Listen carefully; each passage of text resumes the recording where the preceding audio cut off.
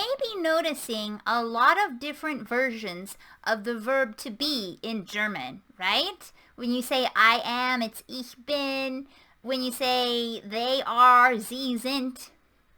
And it's really good idea to memorize all of these different conjugations because the verb to be in German is very, very irregular. So that's what we'll do today. We will give you the rundown on how to conjugate these verbs, and that should help you a lot with your German proficiency. But first of all, let me introduce myself. I'm Carlie Sitzman, and I am a linguist who helps people learn German and communicate effectively in the language.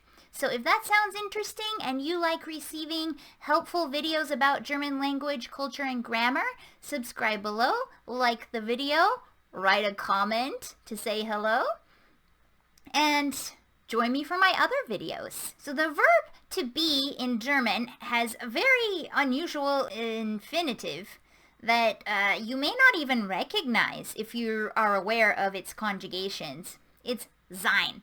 So the German verb to be is sein. This changes dramatically depending on the pronoun you're using. So if you have ich, which is I, that would be ich bin. Ich bin. Nothing like the original, but that's fine. Then we have du, which is the informal you. Du bist. Du bist. And we have sie, the formal you. Sie sind. Sie sind.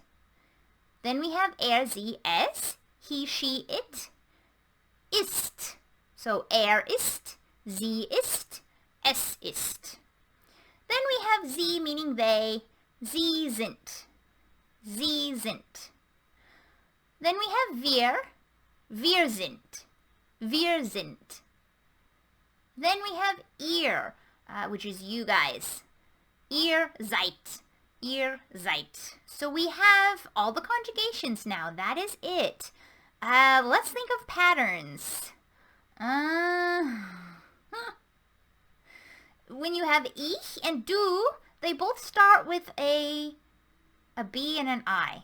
It's the only similarity I can think of. Ich bin, du bist, yeah.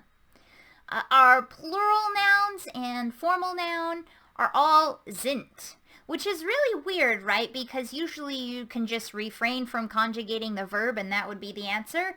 Not in the case of sein, which is why you should always mentally go through the process of conjugating verbs because you never know what's going to happen.